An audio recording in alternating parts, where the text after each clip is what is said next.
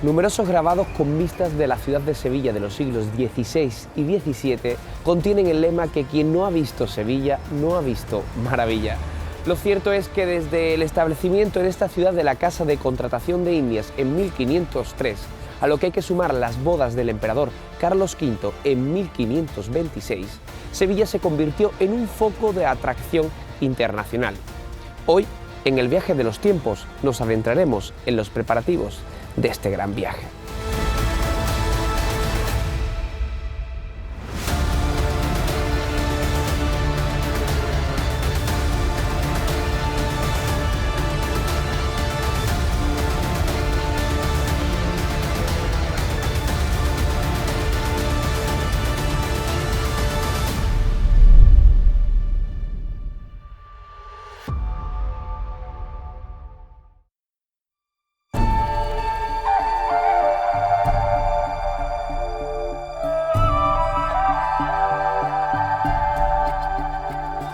Nuestro programa se traslada hasta Sevilla. En el siglo XVI, esta ciudad fue el centro del mundo. Sanlúcar de Barrameda se convirtió en su puerto marítimo y el Guadalquivir fue el nexo entre ambas. Esto permitió la realización de grandes navegaciones atlánticas que proporcionaron además nuevas rutas comerciales. En ese siglo, Sevilla alcanzó su máximo esplendor. De hecho, se conoce como el Siglo de Oro. Bueno, Fernando, ¿cómo era esa Sevilla del siglo XVI? Pues era una ciudad, al principio de esta centuria, todavía muy marcada por el mundo medieval. Una ciudad encerrada en sus murallas almohades, con un denso caserío mudéjar y con un carácter eminentemente artesanal. Era una ciudad que estaba a punto de desarrollarse con la presencia del emperador Carlos V, pero que todavía conservaba su fisonomía medieval. ¿Y de qué vivían los sevillanos? Pues había una alta densidad de artesanos. Sí, había, por ejemplo, una industria naval en Triana, de la losa, había también fábricas de pólvora, no solamente a nivel militar, sino también para los fuegos de artificio. Y era una ciudad que vivía para el entorno de lo que era el antiguo reino de Sevilla y luego ya por lo de la vuelta al mundo también con el comercio americano. Era una ciudad, por lo tanto, artesanal y comercial, con una gran cantidad de población flotante, de vagabundos y con una gran cantidad de naciones, ingleses, flamencos, también genoveses, armenios, es decir, una población muy variopinta, pero todavía muy marcada por la tradición medieval. ¿Y los edificios más importantes de ese siglo XVI que conservemos hoy? Pues ese mismo carácter medieval hace que la organización de la ciudad esté en torno a las viejas parroquias gótico-mudéjares. Había una organización de 25 parroquias y había un edificio que destacaba sobremanera, que era la catedral, una catedral que era la construcción gótica más grande de Europa. Solamente a partir de la presencia del emperador Carlos V en el año 1526 para los esponsales con la princesa Isabel de Portugal, va a determinar que la ciudad cambie y se introduzca un nuevo elemento que es el factor italiano del clasicismo. Se meterán mármoles a la hora de modificar los viejos palacios como el de Pilato o el de Dueña. El propio Alcázar que tenemos aquí al lado es el modelo a seguir. Y serán artistas como Diego de Riaño los que empiecen a renovar, por ejemplo, el propio edificio de la catedral, que también lo tenemos aquí al lado con nuevas construcciones. La sacristía mayor, la sala capitular que luego llevará a cabo en el Ruiz, o el propio campanario de la Girarda que hará ese mismo arquitecto. Dará lugar a lo que se denominó la Nueva Roma, la Sevilla clasicista, pero aún así conservó esa fisonomía medieval.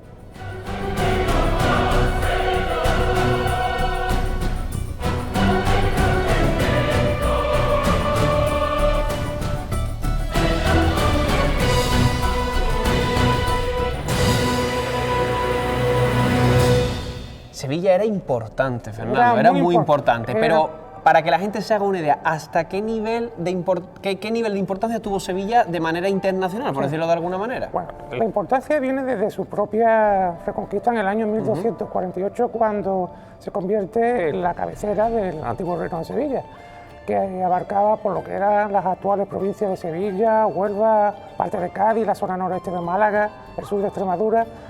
Esa importancia, que todavía se ve en el arzobispado hispalense, se magnifica cuando se produce el descubrimiento de América y se crea un monopolio comercial por la fundación de la Casa de Contratación. A partir de ese momento a Sevilla llegarán ingentes cantidades, primero de oro y luego de plata, que harán florecer la ciudad y la convertirán a lo largo del XVI en una auténtica ciudad comercial, una urbe cosmopolita, sin dejar de ser una ciudad conventual. Eso es algo muy interesante, porque eso marca muy importante la evangelización, ¿no? Exactamente.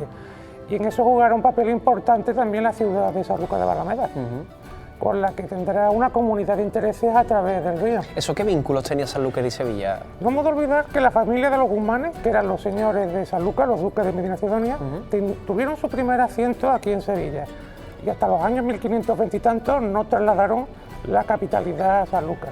Entonces hay que tener en cuenta que el río Guadalquivir no tenía capacidad para barcos de gran calado, y que finalmente la flota americana se prestaba en Sanlúcar, y por lo tanto la ciudad tenía como misión la defensa de la desembocadura, defender la ciudad de Sevilla, y había una comunidad de intereses que se mantuvo pues hasta el siglo XIX. ¿Qué personalidades había en el siglo XVI en Sevilla, Fernando? Había una población muy variopinta.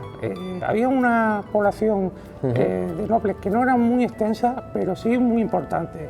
Estaban los Guzmanes, estaban los Ponce de León, los Rivera y una enorme cantidad de comerciantes extranjeros que luego se han aristocratizado. Los Mañara, Vicentero de Leca, Petruccio, Grimaldi, Bucarelli.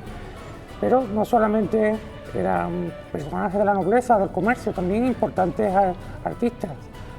Por ejemplo, Diego de Riaño, Martín de Gainza, Hernán Ruiz.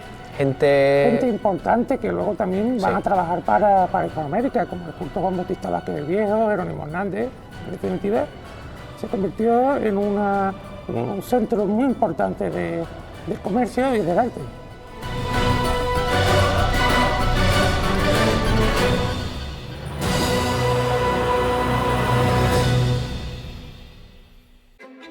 Hemos hablado del contexto de Sevilla, cómo era esa Sevilla y tal, pero los que están ahí, yo supongo que se preguntarán, saben de la importancia que tuvo Sevilla, pero en concreto, ¿por qué se organiza el viaje ahí?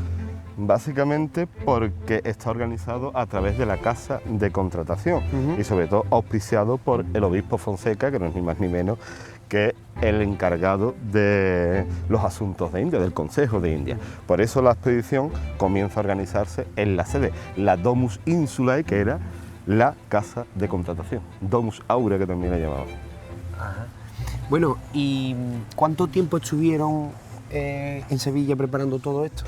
Pues con todas las dificultades que planteó el viaje, si las capitulaciones se firman un 22 de marzo de 1518, la expedición parte de Sevilla en agosto de 1519, pues tú calculas que prácticamente un año. Fue, para que tú lo entiendas, una carrera contrarreloj.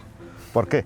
Porque Portugal quería frenar ese proyecto de Carlos V, y de hecho en Sevilla ocurre una serie de sucesos como el intento de asesinato de Magallanes, que lo que quieren es retrasar el proyecto para que los portugueses lleguen antes.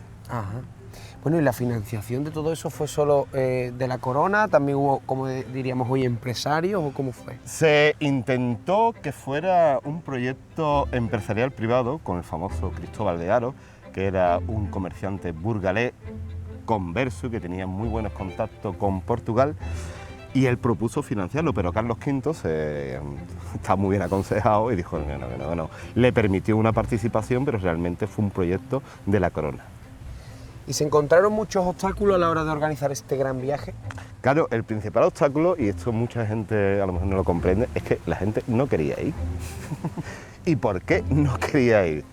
Obviamente se mandaron mensajeros a los puertos de Huelva, Málaga, Cádiz, y claro, muy pocos naturales o foráneos se enrolaban. Ese es el motivo de que en un principio es una empresa castellana, aragonesa, pero que al final tiene que abrir las puertas tranquilamente a marineros de otras nacionalidades. Y por eso te encuentras 28 portugueses, otro tanto número de italianos, alemanes. ¿Por qué? Porque al final tuvieron que tirar prácticamente de todo aquel que se quisiera enrolar. ¿Cuál era el motivo de que la gente no quisiera venir? Pues muy fácil. En 1516 había tenido lugar la primera expedición de las Molucas de Juan Díaz de Solís, que fue patrocinada por Fernando el Católico. ¿Qué ocurrió en esa expedición?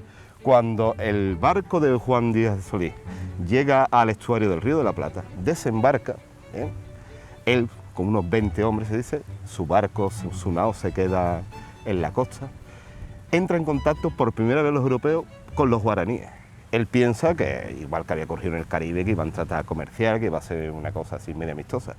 Para sorpresa y desgracia suya, los guaraníes empiezan a dispararles flechas, los matan, los hieren, y ahora viene lo más cruento de todo, que los guaraníes a los supervivientes, incluido Juan Díaz de Solís, se lo comen vivo. Hace una barbacoa literalmente en la playa y se lo comen delante de sus compañeros. Tú imagínate cuando la expedición de Juan Díaz, ya sin él, regresa a España, esa historia cómo ruló por todos los puertos de la península. Entonces tú imagínate a alguien de 1519 que lo primero que le han contado de las Molucas es que Claro. se los comieron, pues es que No quiere ir. no había ningún interés.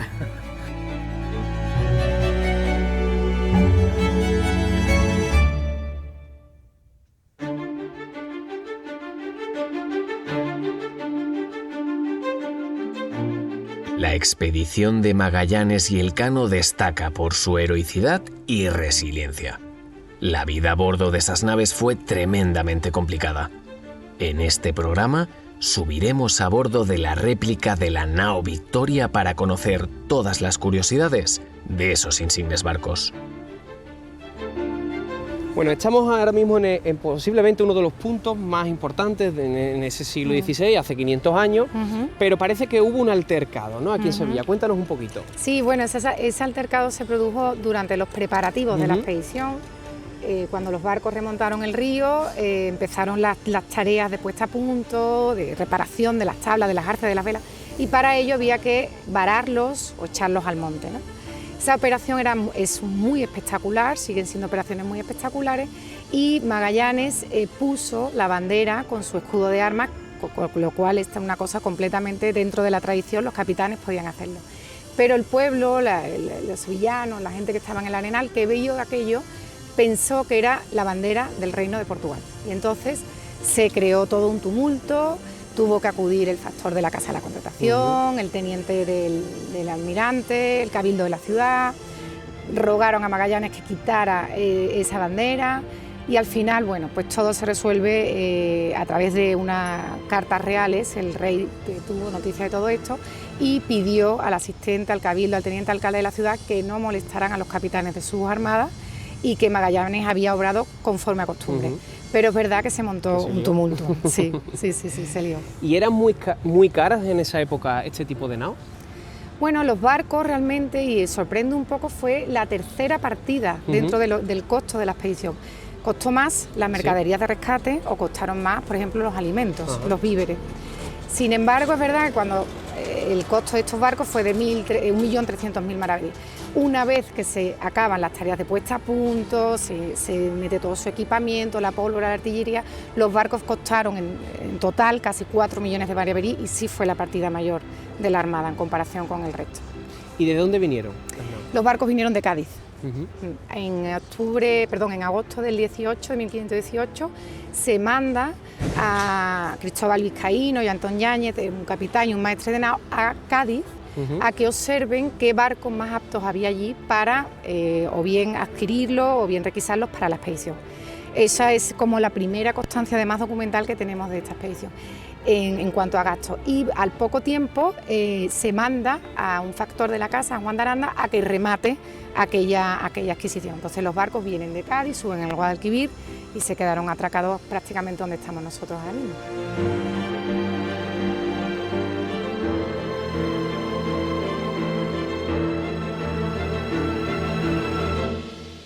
Estamos ya encima de la réplica esta de la nao Victoria, ¿Qué materiales predominaban en su construcción? Bueno, estos barcos eran de madera, entonces, bueno, sobre todo el pino para la superestructura, la estructura, maderas nobles, maderas fuertes, tipo el roble.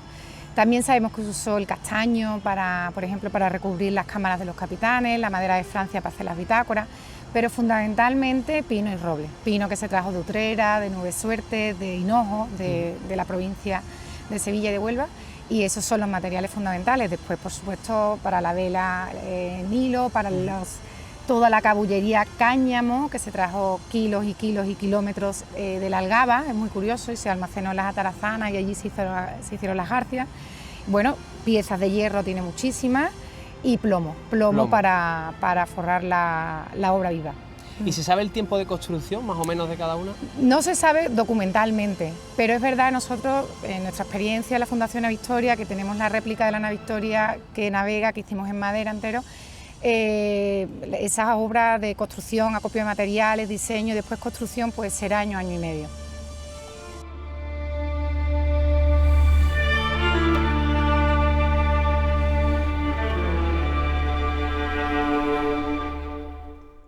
¿Todas las embarcaciones eran iguales? ¿Qué características tenían cada una? Sí, bueno, todos los barcos eran naos. Sí. Las naos, una tipología de barco, en diferencia a galeones, carabelas. Las diferencias prácticamente entre ellas eran los tamaños, las esloras, las mangas cambiaban poco, eran barcos entre 20 y 24 metros de eslora, 6, 7 de manga, pero todas tenían un diseño, unas formas que correspondían a las naos, barcos con 5 cubiertas, con sus superestructuras altas, la tolda, la toldilla, el castillo de proa, como habéis podido ver, barcos panzudos, barcos con bodegas amplias y poco calado. Son un poco la respuesta que dio la construcción naval española, que llevaba con una tradición de siglos navegando y construyendo barcos, a las travesías oceánicas, travesías cada vez más largas, con más tripulantes, y con lo cual respondía a bodegas más amplias para obtener más mantenimiento, más víveres, etcétera. ¿Y ese tipo de construcción durante la expedición dio algún problema? ¿Se dieron cuenta de que algo no se hizo como se debía? ¿O pues no? Mira, te diré que todavía hoy sorprende que estos barcos aguantaran esa travesía, porque son barcos de madera, porque ninguno naufragó en temporal, ninguno se pierde porque la bata al mar, ¿no? El naufragio de la Santiago fue porque dio contra unos bajos en Santa Cruz, pero el resto de los barcos no se pierden, no naufragaron. Las averías que tuvieron responden a cualquier avería normal que tienen este tipo de barcos, ¿no? Sobre todo las vías de agua, porque había que estar constantemente repasando la unión de las tablas. Ellos pudieron sacar al monte, varar los barcos en alguna ocasión, pero normalmente a los 4 o 5 meses de estar navegando un barco de este tipo hay que volver a calafatearlo. Tuvieron vías de agua, pero responde, como te digo, a lo común y lo normal. Lo anormal hubiera sido que no lo tuvieran. Y la única avería seria real fue la rotura del trinquete de la Ana Victoria volviendo por el Cabo de Buena Esperanza, que además, te digo, sorprendentemente y de manera muy asombrosa, pudieron arreglar con los materiales de respeto. Hicieron un palo de fortuna en una área de navegación durísima, con un temporal, y hoy día nos seguimos preguntando cómo pudieron hacer aquello. Esos hombres y estos barcos, o sea, Nunca para mí fueron magníficos barcos. Victoria, ¿no? Victoria. Nunca mejor dicho. ¿Y por qué Victoria? Pues mira, el barco, la Victoria tomó el nombre de la Virgen de la Victoria. La Virgen de la Victoria era una virgen que se encontraba en Triana, en el convento de los frailes mínimos, hoy está en Santana. Y bueno, fue una virgen ante la que se hizo, por ejemplo, el acto solemne de salida, entrega de las estandartes, de las banderas, de juramento de Magallanes, se hizo ante la Virgen de la Victoria. Y este barco tomó el nombre de Virgen de la Victoria. Y cuando regresan la Ana Victoria y se hacen las liquidaciones de los salarios de los tripulantes, de los que habían sobrevivido, de los que no, muchos de ellos dejaron limosnas en sus testamentos y en sus últimas voluntades a la Virgen de la Victoria. Luego era una virgen con bastante arraigo en ese momento entre los hombres de mar, y le pusieron el nombre al barco que dio la primera vuelta al mundo.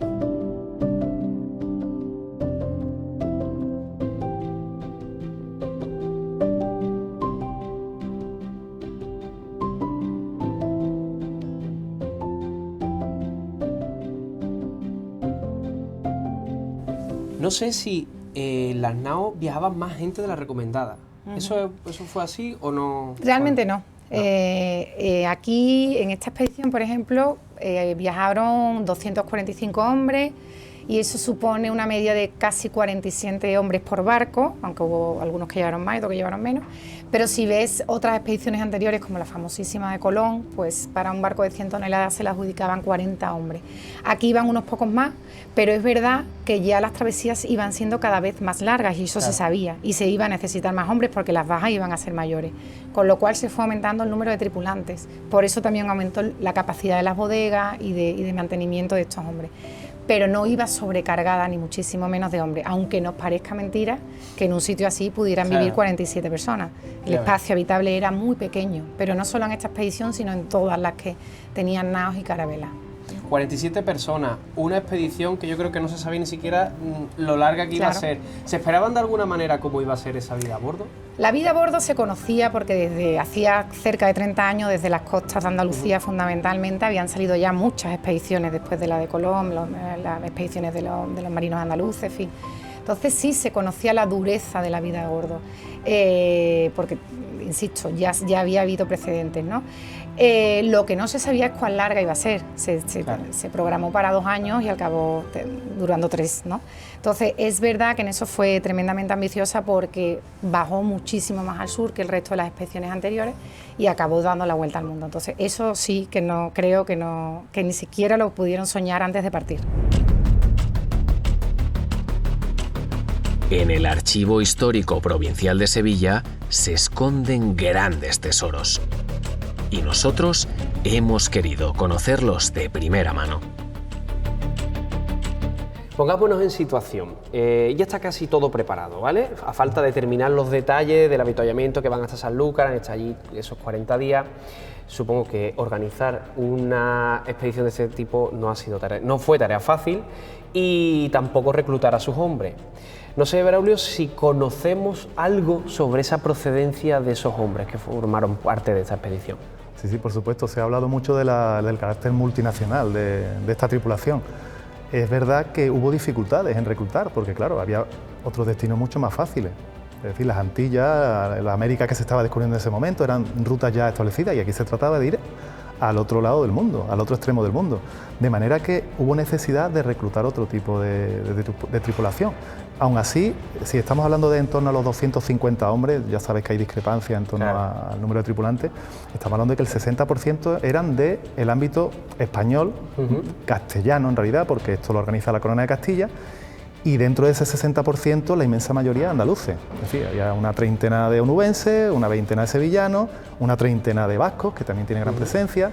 Los gallegos a veces es difícil distinguirlo porque hubo portugueses que se enrolaron como gallegos, por la similitud de las lenguas, pero siendo multinacional, porque hubo un representante de islas griegas, de italianos, de franceses, de alemanes, el grueso era de la Corona de Castilla, castellanos. ¿Y eran marineros experimentados? Sí, no cabe duda.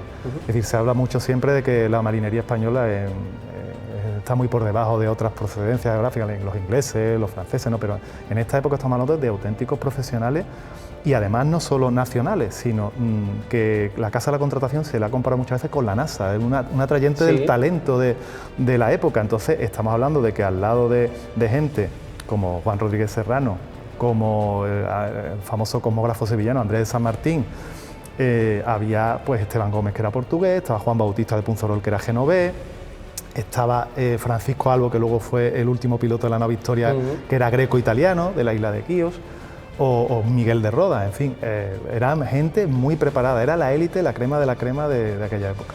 ¿Y qué se les prometió para que se lanzaran a hacer este viaje?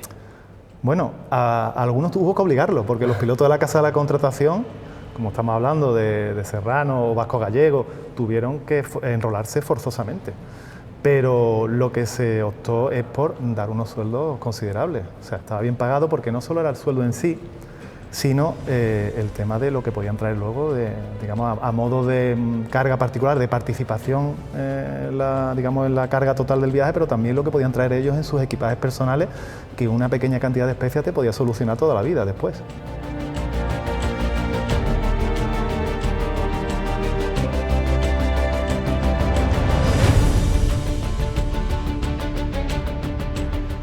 Nos encontramos ahora mismo ante unos documentos originales. Cuéntanos un poquito sobre ante lo que estamos ahora mismo. Sí, mira, en el Archivo Histórico Provincial tenemos la suerte de contar con un fondo riquísimo de protocolos notariales que se remontan al siglo XV. Entonces, precisamente aquí tenemos varios documentos que tienen como protagonista principalmente a la nao Victoria y también a algunos de sus tripulantes más célebres. En este primero que te destaco, contamos con la firma autógrafa original de Juan Sebastián del Cano, porque así firmaba, del Cano. Es un poder que le hace a unos compañeros para que puedan gestionar como albacea la herencia, si a él le pasa algo en el viaje, y poder pagarle a sus familiares. Pero es que contamos con dos documentos espectaculares, y perdona que me apasione hablando de los documentos de mi archivo, que precisamente hablan de la nao Victoria en el momento inicial y en el momento final del viaje. En el momento inicial porque aquí sus primeros propietarios, unos vecinos de Ondárroa, del País Vasco, pues se quejan de que solo le han pagado 800 ducados, que era una barbaridad, pero que la nao costaba mucho más, porque es verdad que la nao que costó más en relación al tonelaje, la nao Victoria. No es casualidad que fuera ella la que consiguiera volver. Y aquí tenemos el reconocimiento de pago de esos 800 ducados por parte de estos armadores a la Casa de la Contratación, ante notario. Y este, en cambio, es el documento que refleja la almoneda, es decir, la subasta que sufre la nao Victoria cuando llega, ya es descargada y se pone en pública subasta para que pujen por ella los comerciantes de la ciudad, que al final precisamente la comprará un comerciante italiano, Esteban Centurión. Y lo interesante de este documento es que aparece reflejado fielmente el estado en el que se encontraba la nao Victoria, que había roto y reparado de mala manera el mástil de la verga del trinquete, en el Cabo de Buena Esperanza, los cabos rotos, las velas todo rajadas, detallado, todo efectivamente, y todo el proceso de puja, cuánto ofrecía, quién ofrecía qué cantidad. En fin, es un documento precioso porque habla del aparentemente el fin del viaje de la Victoria, bueno, que luego tuvo unos años más de vida. Efectivamente.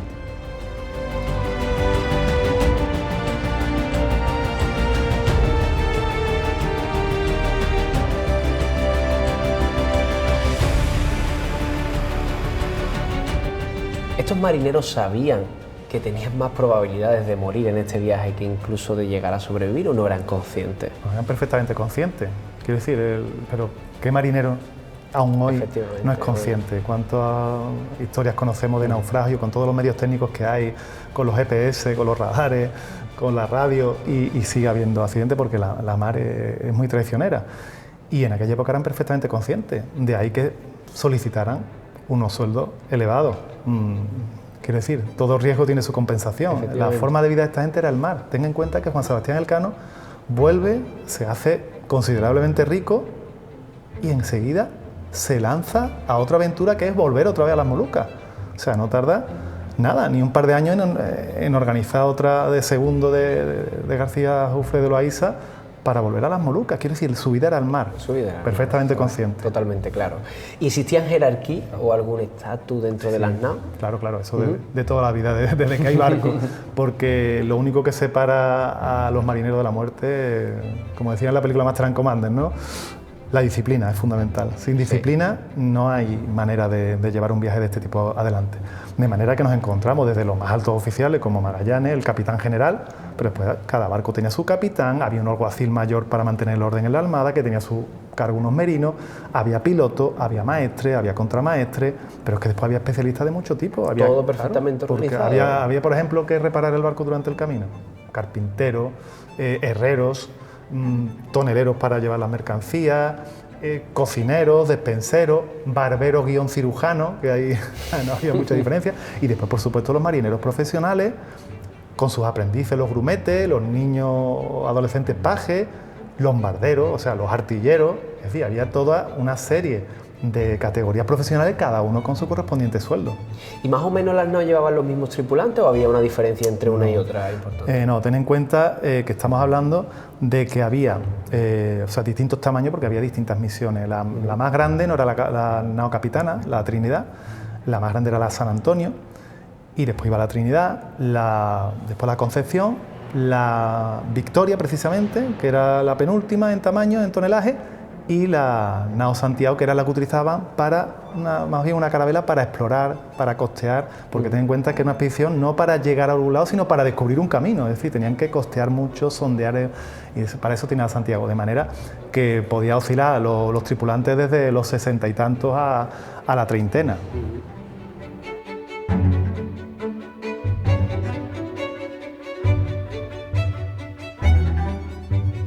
¿Qué podrías contarnos de la figura de Enrique de Malaca y su relación con Magallanes? Enrique de Malaca ha dado mucho que hablar. Enrique de Malaca parece ser que fue era un esclavo que parece ser que fue adquirido por Magallanes en su estancia, durante su estancia en la India y en Malaca, porque acompañó allí a Diego López de Sequeira y al virrey Albuquerque para la conquista de aquella plaza asiática, y se lo trajo a Portugal. Y la intención de llevarlo al viaje era para que sirviera como intérprete, porque en toda esa zona cercana a las Molucas pues se hablaban dialectos de la familia de lenguas malayas. Algunos dicen que era natural de Sumatra, algunas fuentes, pero en el testamento de Magallanes se dice que era natural de Malaca. Y la relación con Magallanes, por lo que sabemos de las crónicas y por lo que dice Magallanes en su mismo testamento, era de verdadera fidelidad a su señor.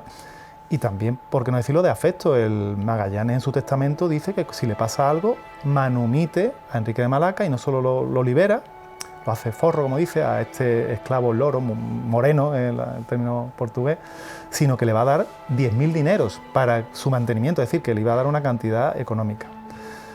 Esa figura de esclavo fiel, esclavo doméstico fiel, de intérprete útil para la expedición, que bueno, ahí Pigafetta no habla tan bien de él porque parece ser que no dio buen resultado, cambia radicalmente a la muerte de Magallanes, porque él, que entiende, porque sabía del testamento que iba a ser liberado, resulta que es maltratado por el sucesor de Magallanes al frente de la expedición, que es Duarte Barbosa.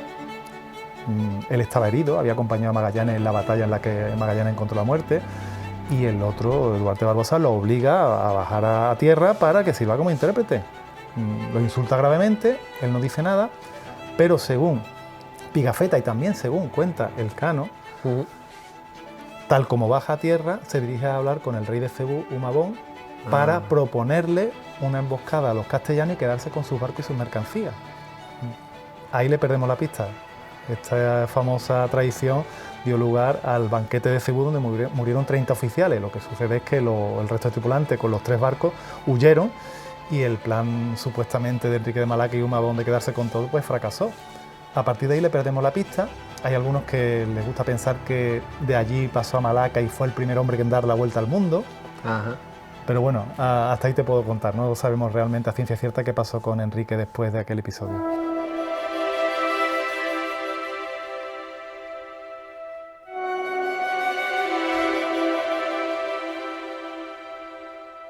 Y estamos hablando de muchas personas conviviendo en espacios reducidos y ante unas dificultades muy, muy grandes. ¿Hubo algún conflicto, sublevaciones, motines? No sé. Pues sí, básicamente, vamos, lo más grave que sucedió y que condicionó todo el viaje fue el motín de la bahía de San Julián, que ya en la Patagonia, muy cerca. Ellos no lo sabían, pero estaba muy cerca del estrecho, apenas 300 kilómetros no llegaba del estrecho de Magallanes. Ahí es donde decide Magallanes pararse a hibernar. Y nada más hibernar, al día siguiente ya se le plantea, en abril, el 1 de abril del año 1521, ya se le plantea un motín. Entonces, ¿de dónde viene esta tensión entre los tripulantes?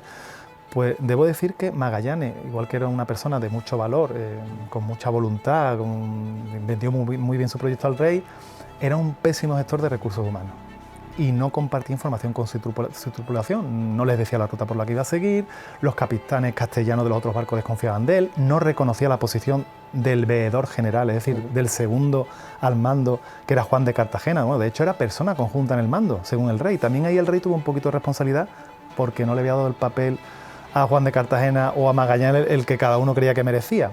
Eso llevó a que las tensiones acumuladas durante el viaje estallaran en San Julián cuando Magallanes comunicó que iban a hibernar allí unos meses esperando el buen tiempo austral. De manera que hubo incluso una pequeña batalla naval, hubo 2 barcos contra 3, gracias a una estrategia de Magallanes, una añagaza, mandó a su alguacil mayor, a Gonzalo Gómez de Espinosa, que luego tuvo un papel muy importante en el viaje, a la nao Victoria precisamente y llevando una especie de carta, de una ofrenda de paz al capitán Luis Mendoza, y mientras la estaba leyendo, Gonzalo Gómez de Espinosa le clavó una daga, mató con una serie de hombres que había llevado en otro bote por detrás, tomó el barco, y a partir de ahí, después de una pequeña escaramuza naval ya con las otras embarcaciones, el motín se aplacó. Lo que sucede es que condenó a muerte a 44 personas. Dice un Jiménez de Mafra, un marinero que de la que nos ha llegado un relato de la expedición, que gracias a la intervención del resto de tripulantes se salvaron. Otros dicen que no, que fue la clemencia de Magallanes. Lo cierto y verdad es que matando a 44 personas no podían llevar adelante el viaje. Desde entonces no hubo más problemas, pero es verdad que la nao San Antonio, más adelante cuando están cruzando el estrecho, hay un motín de gente que guardaba ese rencor hacia Magallanes y se lleva la nao San Antonio a Sevilla de vuelta, y junto con ella el grueso de los alimentos de la expedición. Imagínate la travesía del Pacífico en qué situación dejó a las otras 3 naos.